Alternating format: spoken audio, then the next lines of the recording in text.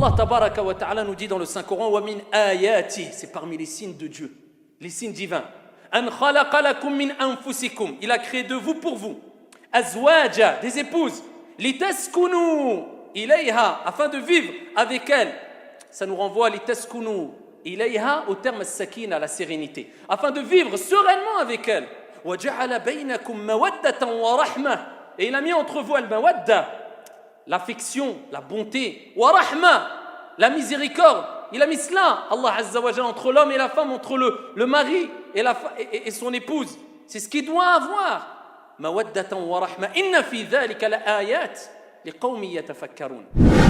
Alhamdulillahi wa kafa, wa salatu wa salamu ala al-Mustafa.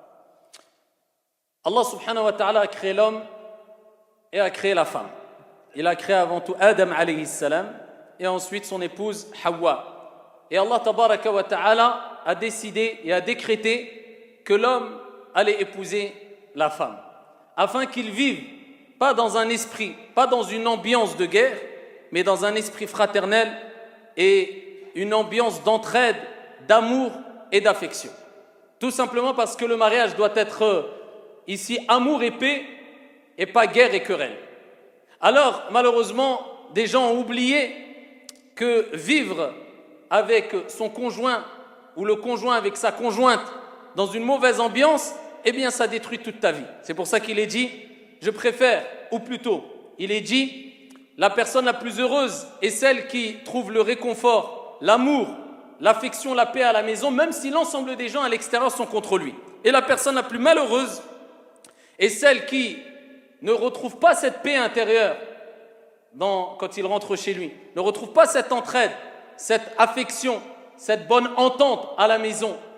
D'accord ? Celui qui est le plus malheureux, c'est celui qui trouve la guerre, les querelles, les conflits à la maison, même si l'ensemble des gens à l'extérieur sont avec lui. Donc il faut bien prendre conscience qu'il est important de mettre tout en œuvre afin que ça se passe le mieux pour nous, toutes et tous, dans nos demeures. Afin qu'on préserve le couple, parce que Allah subhanahu wa ta'ala, notre Seigneur, a voulu qu'on se marie, pas pour divorcer. Allah Jalla wa ala a bien sûr légiféré le divorce. Le divorce, c'est quelque chose qui est quelque part naturel, c'est quelque chose qui est connu, c'est quelque chose qui est autorisé pour l'homme comme pour la femme. Mais malheureusement, et c'est une réalité, on le sait toutes et tous qu'aujourd'hui le divorce, cette talaq, est devenu une forme de mode, si on peut appeler cela comme ça, j'irai plus loin, une mode obscure. Parce qu'il y a une époque, eh bien, quand on entendait qu'un tel avait divorcé avec un tel, il y a très longtemps, à l'époque de nos parents, de nos gros-parents, de nos grands-parents Afouane, ici c'était assez choquant. Parce que c'était quelque chose d'assez rare, en tout cas, du moins, je ne sais pas de manière générale, mais en tout cas, du moins, dans la communauté musulmane et plus précisément dans les pays du Maghreb. C'était quelque chose d'assez rare. Aujourd'hui, ça s'est répandu énormément chez les musulmans et les non-musulmans, peu importe la confession, peu importe la conviction religieuse ou autre. Et malheureusement, les gens prennent ça comme si ce n'était rien. Il n'y avait aucun problème dans le fait de divorcer. C'était même, et vous avez vu que même dans des pays, maintenant, ils fêtent le divorce comme on fête le mariage. C'est une délivrance pour eux. Donc ça mériterait une fête. Alors soit, dans certains cas, le divorce est une délivrance. Dans certains cas, le divorce c'est un bien. Je ne dis pas le contraire. Mais de là à se précipiter à divorcer, et de là à voir que le divorce s'est répandu énormément et que les gens divorcent plus rapidement qu'ils se sont mariés parce qu'ils se marient rapidement sans prendre leurs précautions et au bout de 2 semaines ils divorcent, ça c'est grave. Et ça c'est un mal pour la communauté, pour toute société, parce que ça détruit des familles. Et quand les familles sont détruites, eh bien ça affaiblit la société et ça cause des problèmes. Une personne qui est divorcée ne vivra pas aussi tranquillement qu'une personne qui est mariée, tout en se disant que la personne mariée, ça se passe bien chez lui. Donc en général, il y a beaucoup plus de difficultés. Voilà pourquoi il faut éviter le divorce au maximum. Alors, je tiens à rappeler aussi une chose. Comme j'ai dit précédemment, ça ne veut pas dire que le divorce est interdit et que le divorce ne peut pas être une délivrance. Je dis tout simplement cela parce que certaines personnes sont des tyrans à la maison. On parle de tawarit, les tyrans. Eh bien, certains ont transgressé. D'accord ? Ils ont dépassé les limites autorisées en étant des tyrans à la maison jusqu'à ce qu'ils... Alors, permettez-moi de dire de manière générale, d'utiliser le masculin. Parce qu'en général, d'après les échos, d'après l'expérience, c'est plus les hommes que les femmes, mais ça peut concerner les femmes aussi. Tu peux avoir une femme qui a cet esprit de tyran et autres à la maison aussi. Mais en général, c'est plus les hommes malheureusement. Alors, tu vois l'homme qui agit comme un tyran à la maison. Peut-être il critique des tyrans et autres, mais lui, il a oublié que c'était un tyran à la maison, jusqu'à ce qu'on entende qu'il y a des femmes qui n'en peuvent plus. Ils sont opprimés ou ils sont oppressés, ou alors tout simplement ça devient invivable. Elle ne peut plus supporter cette vie à tel point qu'elle ne peut plus respecter son époux parce qu'elle ne l'aime plus. Alors je ne parle pas de ceux qui ont des sentiments, qui basent tout sur les sentiments. C'est-à-dire que si son amour descend un peu, n'est plus aussi intense qu'au début vis-à-vis de son mari ou le mari vis-à-vis de son épouse, je divorce. Parce qu'ils vivent dans un conte de fées, ils pensent que toute la vie éternellement, ça sera l'amour fou et autres. Non, je parle de ceux qui ne peuvent plus même voir leur époux ou leur épouse. Ça arrive, c'est des cas rares, mais ça arrive. La femme va dire, comme à l'époque du prophète alayhi salatu wassalam, la femme qui est venue se plaindre auprès du prophète alayhi salam en disant « Je ne reproche rien à mon époux, mais si ce n'est que je ne peux plus le voir, je le déteste, je ne l'aime plus. Donc j'ai peur de lui porter préjudice. » Donc ici, il y a des fois où la femme ou alors l'homme ne peut plus supporter. Ou alors se sent oppressé par son époux ou son épouse, et tu vois l'homme ou la femme, mais en général l'homme, qui lui dit même « Non, je t'interdis de me divorcer. » Et ils utilisent même des textes religieux quelquefois. Ah non, la femme, elle ne peut pas divorcer, c'est l'homme qui doit donner l'autorisation, il a akhiré. Sans regarder les finalités, ce qu'on dit ahlul ilm, les gens de science, surtout sur les situations contemporaines et sur les gens qui vivent dans des pays à minorité musulmane, bien sûr. Donc ici, il joue le tyran et il prive la femme de se séparer. Wal'iyadhu billah. La femme a le droit de se séparer. Elle fait al-khul', elle demande la répudiation. Et elle peut se séparer de son mari. Il y a des règles, mais elle peut bien sûr. On va la laisser opprimer, oppresser. Un homme ne doit pas être un tyran à la maison.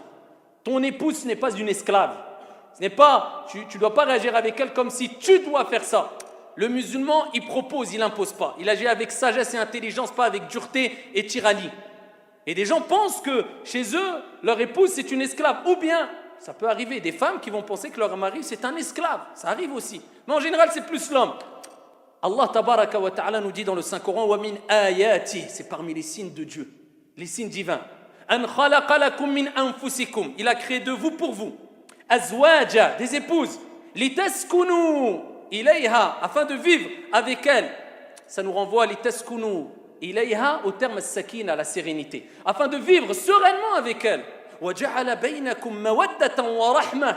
Et il a mis entre vous al-mawadda, l'affection, la bonté, wa rahma, la miséricorde. Il a mis cela, Allah Azza wa Jalla, entre l'homme et la femme, entre le mari et son épouse. C'est ce qu'il doit avoir. Mawaddatan wa rahma. Inna fi dhalika la ayat liqawmi yatafakkarun. Il y a en cela des signes pour ceux qui réfléchissent. Fa imsakum bi ma'ruf ou tasrihun bi ihsan. Allah il nous rappelle, si tu es amené à divorcer, s'il y a un conflit, eh bien soit tu restes avec ton épouse ou l'épouse avec son époux dans une bonne ambiance, de manière convenable. Vous ne divorcez pas, mais vous restez vivre de manière convenable, avec une bonne entente et un respect mutuel. Ou bien le divorce, mais le divorce doit être bien fait.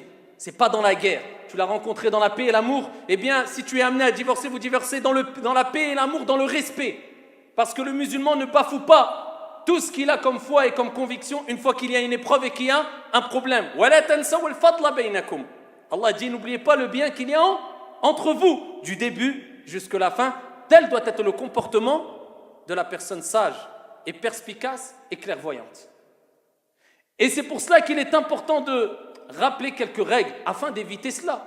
Les divorces précipités.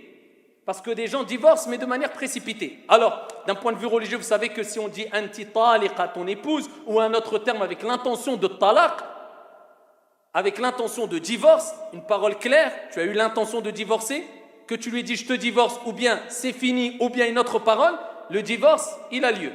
D'accord ? Eh bien, ici, afin d'éviter ce divorce-là, d'un point de vue religieux, eh bien déjà, il faut apprendre à bannir ce terme de sa bouche. Il y a des milliards de paroles. Pourquoi tu dis je te divorce ? Le divorce, ça doit être quelque chose de réfléchi. Ça ne doit pas être pris sur une colère ou alors bâti sur une colère ou sur une... Ça doit être quelque chose de réfléchi, posé. Le mariage, c'est pour la vie. Si tu divorces, c'est tu vas quelque part changer la trajectoire de ta vie. Ce n'est pas rien, surtout s'il y a des enfants. Alors si c'est réfléchi, si c'est posé, si tu as utilisé toutes les solutions et tu n'en peux plus, ça devient invivable, khalas, le divorce. Et surtout, nous disons, ça ne sert à rien d'attendre des années et de souffrir pendant des années avant de divorcer. Si l'épouse n'en peut plus, eh bien, qu'elle divorce. Si l'époux, il n'en peut plus, c'est vraiment, on a tout essayé, on a fait intervenir des gens de science, des gens sages, de la famille, pour réconcilier, c'est plus possible, eh bien, on divorce. On ne va pas attendre des années à se, excusez-moi du terme, mais pourrir la vie, et peut-être avoir des enfants alors qu'on aurait pu divorcer sans avoir des enfants. On ne va pas attendre des années avant de divorcer. Si ça ne marche pas, vaut mieux prendre ses précautions dès le début. Ça, c'est important à savoir. Et je sais qu'il y a même des gens qui se posent la question, vous imaginez. Alors bien sûr, c'est vu quelque part d'un mauvais œil, le divorce en islam. Quelque part. Mais dans des cas, le divorce en islam, il est obligatoire. Dans des cas, c'est un grand bienfait. Pour des compagnons divorcés, rien d'exceptionnel. Mais il y a des gens qui ont peur du divorce. Parce qu'ils disent, oui, mais si je divorce sans raison valable, il y a des textes qui disent que je ne serai pas dans une bonne posture au jour de la résurrection, etc. Soit ceux qui divorcent sans raison valable, etc. Ce n'est pas vu d'un bon œil. Mais quand il y a une personne qui vient et qui vous dit, mon mari me bat et il ne cesse de me battre, mais j'ai peur de divorcer, est-ce que je suis dans mon droit? Comment ça se pose la question, ton mari te bat? Ça se pose la question de savoir si tu es dans ton droit de divorcer ou pas. Ton mari te frappe. Cet homme-là qui peut-être pourra prétendre que non, c'est pas quelque chose de grave, tu l'accepterais pour ta fille? Kamatadin ou Toudan, comme tu fais, on te fera. Il frappe son épouse et pour lui c'est naturel. Et comme je le dis souvent, ça peut être aussi du côté des femmes, il y a des femmes qui frappent leur époux. Mais en général, c'est le cas inverse. Il frappe son époux et pour lui ce n'est pas grave. T'accepterais, comme tu as fait, on te fera. T'accepteras demain qu'un homme vient se marier avec ta fille et frappe ta fille? T'acceptes ton comportement avec ton épouse. Est-ce que pour toi, c'est le comportement que tu aimerais voir à travers les faits et gestes de ton futur beau-fils vis-à-vis de ta propre fille? Si oui, continue. Sinon, et la réponse est claire, ça sera non. C'est clair. Donc si tu veux savoir est-ce que tu te comportes bien avec ton épouse ou l'épouse bien avec son époux, eh bien dis-toi, est-ce que j'accepterai ce comportement de mon beau-fils ou de ma belle-fille? Tout simplement. Et là, tu vas avoir la réponse, elle sera très claire. Pas besoin de science, pas besoin de je ne sais quoi, pas besoin de texte, pas besoin de hadith, pas besoin de verset. C'est clair et c'est logique. Et réponds avec toute sincérité. Donc, si une femme, elle se fait battre par son mari, et ce mari persiste, et ce mari, il croit qu'il est dans le bien, mais comment elle peut imaginer rester avec ce genre d'homme? Bien sûr que le divorce, il doit être fait. La famille doit intervenir. Des gens doivent intervenir. On ne va pas laisser ce genre de comportement, et en plus de cela, certains, c'est une minorité, on ne généralise pas, mais certains le font au nom de n'importe quelle autre religion que l'islam, ça arrive, et certains au nom de la religion de l'islam.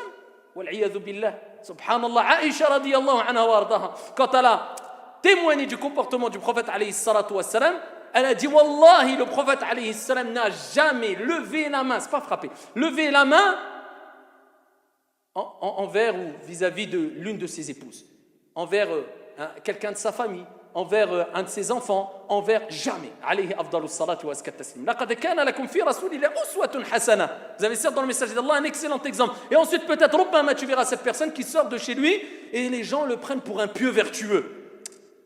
Le pieux vertueux, eh bien, ici, il agit chez lui. Avant tout. Les personnes qui te connaissent le mieux, c'est les membres de ta famille. Avant tout. Donc, si tu veux savoir tu en es où, avec ta foi, avec ta sincérité, avec ta pratique, regarde comment tu es chez toi. Ni plus, ni moins. C'est pas avec avec les sahab, dehors, quand on va manger ensemble, ou on va. C'est quand tu vis ensemble avec la personne, jour et nuit, du matin au soir, tu verras, c'est un bien pour toi, tu verras où tu en es, dans ta pratique, Le prophète alayhi salatu wassalam a rappelé que les croyants qui ont la foi la plus complète, ce sont ceux qui ont les meilleures moralités. Ahsanuhum khuluqa wa khiyarukum khiyarukum li nisa'ihim. Et les meilleurs d'entre vous, ce sont les meilleurs avec leur épouse. Bien sûr qu'il y a des textes qui nous rappellent les droits de l'époux vis-à-vis de l'épouse et de l'épouse vis-à-vis de l'époux. Ils doivent être respectés pour avoir une harmonie dans le couple. Et ces textes nous rappellent que le mari doit respecter son épouse comme l'épouse doit respecter son mari. Il doit avoir une entraide et on doit aller au-dessus, au-delà des défauts des uns et des autres. Et patienter au maximum dans une entraide ici fraternelle, spirituelle, d'amour et d'affection. Alors pour éviter ces querelles et ces divorces précipités, on parle de discussion, al-hiwar. Mais la discussion avant de se marier. Déjà, les gens qui veulent se marier avant de se marier, discuter. Il y a des gens, au bout de 5 jours, 4 jours, il a parlé une fois avec la femme, il veut se marier directement, au bout de 2 semaines après, il divorce. Et là, il dit, mon frère, on a fait le halal. Et c'est la sunna. t'as résumé la sunna, tu la vois 2 minutes. C'est la sunna pour toi et ta fille, pas pour ma fille, akhoya. Sunna, tu vas venir 3 jours, je te connais Nida dans Nidef, c'est la sunna. Il faut apprendre à connaître la femme apprendre à connaître le mari. Parler ensemble 1 mois, 2 mois, 3 mois, voir la famille, dans un cadre sain et licite, bien sûr. Et ici, il ne faut pas se précipiter, c'est pour la vie. Peut-être tu ne vas pas être d'accord, peut-être tu vas... Il faut se mettre d'accord surtout avant même d'entamer les choses. Être clair, être honnête. C'est-à-dire dire où sont tes défauts, où sont tes qualités, les dire clairement dès le début. Ce n'est pas caché. Et après, au bout d'un mois, moi, c'était comme ça. Elle n'est pas sur la même longueur d'onde. Pourquoi tu n'as pas parlé avant? Il fallait le dire dès le début. Le prophète, alayhi salatu wassalam, regardez son comportement avec Salama, radiyallahu anha warda. Salama, l'épouse du prophète, qui nous donne une grande leçon. Le prophète voulait l'épouser. Elle a été claire avec le prophète. Elle aurait pu dire c'est le messager d'Allah, le prophète de l'humanité. Combien on donnerait juste pour voir 2 minutes le prophète?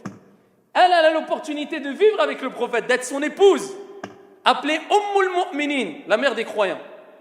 Eh bien, quand le prophète alayhi salatu wassalam, il lui a demandé, qu'est-ce qu'elle a dit? Elle a été honnête. Elle a dit, Ya Rasulallah, ô messager d'Allah. Elle a dit, je suis une femme vieille. Je suis âgée. Pourtant, il voit. Mais elle lui rappelle. C'est comme si elle lui disait, voilà, prends bien en considération cet aspect-là. Je suis âgée. Regardez l'honnêteté. Elle ne regarde pas son intérêt personnel. Elle voit loin. C'est une femme mature. C'est une femme mature, posée. Je suis très vieille. Le prophète, alayhi salatu wassalam, il écoute, il entend. Elle continue. Elle dit, j'ai des gens sous ma responsabilité, des enfants sous ma responsabilité. Et elle dit, je suis jalouse. Elle le prévient, je suis jalouse moi. Le prophète alayhi salam, c'est à lui d'accepter ou de refuser après. Quand tout est clair, il n'y a pas de tromperie. Et le prophète alayhi salatu wassalam nous dit, man ghashana falaysa minna. Celui qui nous trompe n'est pas des nôtres. Il faut être clair. Dans une vente, dans un achat, dans une transaction, dans une relation, toujours le musulman, il est clair de A à Z. Il n'y a pas de choses ambiguës ou de choses cachées. C'est comme ça le croyant. Eh bien, le prophète alayhi salatu wassalam dit, t'es âgé, moi aussi je suis âgé. Et dit, tu as des personnes sous ta responsabilité, des enfants, Allah et son messager s'en occuperont. Et il dit, concernant ta jalousie, eh bien, Inch'Allah, cela, diminuera, cette intensité de jalousie que tu as, que tu ressens, diminuera avec le temps, avec les jours. Et le prophète, alayhi salatu wassalam, a épousé Salama. La discussion, être clair. La deuxième des choses, la discussion après mariage, al-hiwar. Il y a des gens, ils ne parlent jamais avec leur épouse ou l'épouse avec l'époux. C'est un tyran. Il parle, c'est tu fais ça, tu te tais. Ou alors la femme, c'est comme ça, un point c'est tout, je veux rien entendre. Qui accepterait de vivre dans cette ambiance-là? C'est quoi la tyrannie ou la... Je rentre chez moi pour vivre la tyrannie? Eh bien ici, le hiwar, la discussion, la conversation doit exister avec ton épouse, avec les enfants, même s'ils fautent, même s'ils font des erreurs, même s'ils... il faut toujours discuter. Et souvent quand on discute, il y a des gens qui ne se parlent pas depuis 2 ans, 3 ans, 5 ans. Quand est venu le moment où ils se sont rencontrés, où ils se sont assis sereinement, ils ont discuté 5 minutes, wallahi, toute la haine a disparu. S'ils l'avaient fait 3 ans avant, tout aurait disparu. Parce que Shaitan aime, Shaitan est là. Le diable aime la dissension, la dispute, les querelles, les divisions. Il aime ça, Shaitan. Le prophète alayhi salatu wassalam l'a rappelé. Il faut apprendre à s'asseoir. Si tu vois qu'il y a un problème avec ton frère, avec ta sœur, sois un homme. Soit tu as la bonne opinion de lui. Si tu as une mauvaise opinion ou tu as des doutes, sois un homme, tu veux éclaircir, va le voir, j'ai envie de parler, j'ai entendu ça, je sais ça, j'ai vu ça, qu'est-ce que tu as à dire, qu'est-ce que tu penses? Et tout va se régler. La discussion, al-hiwar. Et même dans le couple, des gens ne savent pas discuter. Assis-toi, sans que les enfants soient présents, et discute tranquillement. On n'a pas besoin on n'est pas sourd, tu n'as pas besoin de crier, tu n'as pas besoin de... Oh, je t'entends, je suis à 3 mètres de toi ou à 1 mètre de toi. Discute tranquillement, sagement. Dis « A'udhu billahi minash shaytanir rajim » pour faire fuir l'influence satanique. Je cherche refuge auprès d'Allah Jalla wa Ala contre le shaitan et discute. Et dis ce que tu as à dire et elle dit ce que j'ai à dire tout en sachant ce qu'elle a à dire, tout en sachant que quand tu parles, ne te dis pas j'ai la vérité. Je pense avoir la vérité. Peut-être que la vérité est avec la personne en face de moi. Il y a des gens, ils parlent, ils sont bornés. Moi, j'ai raison, quoi qu'il arrive. Même si tu le montres, c'est pas noir, regarde, c'est blanc. Il y a 10 qui disent que c'est blanc. Il dit non, c'est noir. Dis je pense avoir la vérité. Et ne viens pas dans une discussion en disant dans tous les cas j'aurai raison. Non, dis je cherche la vérité. Déjà ça change tout. Et discute. Même Shaitan, Allah lui a permis de discuter avec lui. Allah a parlé, a donné la parole à Iblis.